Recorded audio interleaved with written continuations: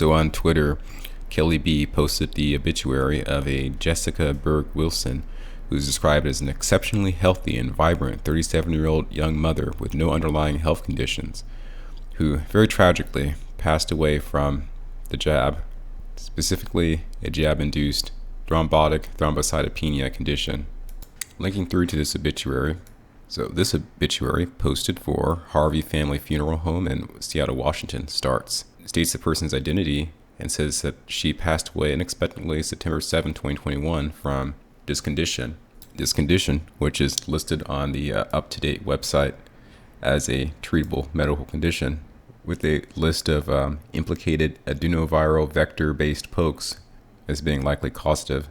And here you're given other clinical information. The average age of the person, 48 years old. It happens to females more than males. A time from the poke being an average of 14 days, but a range of 5 to 48 days. In the places, which includes the cerebral veins, the deep veins of the leg, pulmonary arteries, and splanchnic vessels. You also have fibrinogen and D-dimer characteristics, topics discussed in a previous video.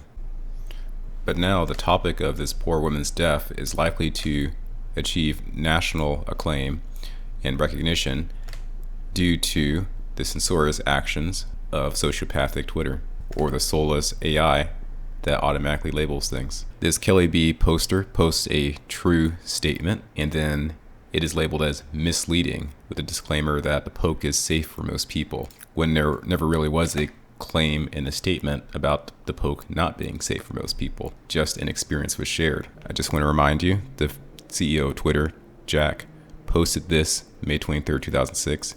Making the good pasta, reading through some amazing parts of the satanic verses, the golden threads begin to intertwine. He has a lightning bolt. Lightning bolt is a subtle satanic symbol. So if the captain at the helm of the ship is lost, obviously the rest of the platform is going to be lost. Twitter removed the ability to comment on Kelly B's post or like it. This outraged many people, leading to the Streisand effect. And so when you click on view quote tweets, you'll see the frequency of commentary.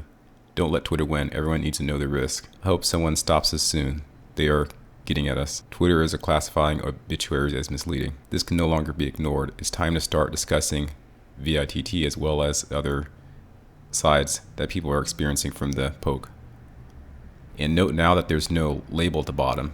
This is because the unintended consequence, the Streisand effect, people just sharing quote tweets of this message became so prolific that Twitter decided to go ahead and manually remove the banner. However, Twitter did not restore the ability to comment on a post. Some would view limiting the distribution of an obituary as an example of big tech literally trampling on someone's grave, which is extremely disrespectful. One thing I noticed looking through the quote tweets is there's a time about 40 minutes ago where the quote tweet frequency was really high. So you have like this one, 41, 42, 43, 43, 44, 47, 55. And I think after Twitter removed the little misleading banner because of the pushback, the Patriots decided to not allow it to be as viral. Maybe I'm wrong. I'm just going to check this again. Actually, no, it still looks still viral. So you got 2 minutes, 3 minutes, 3 minutes, 3 minutes. Okay, so it's still going. Even if without the banner, due to suppression of the tweet, everyone's making it public. So I think this is possibly going to get covered on Tucker Carlson's show or some others.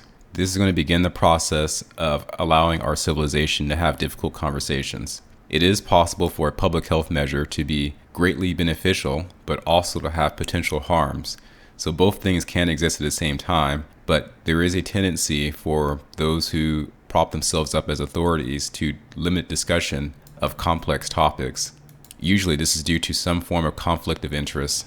Posting this discussion on a platform such as YouTube is a big risk in and of itself, because the leadership is all pretty much on the same agenda, which to any reasonable individual would appear to be at least somewhat anti-human.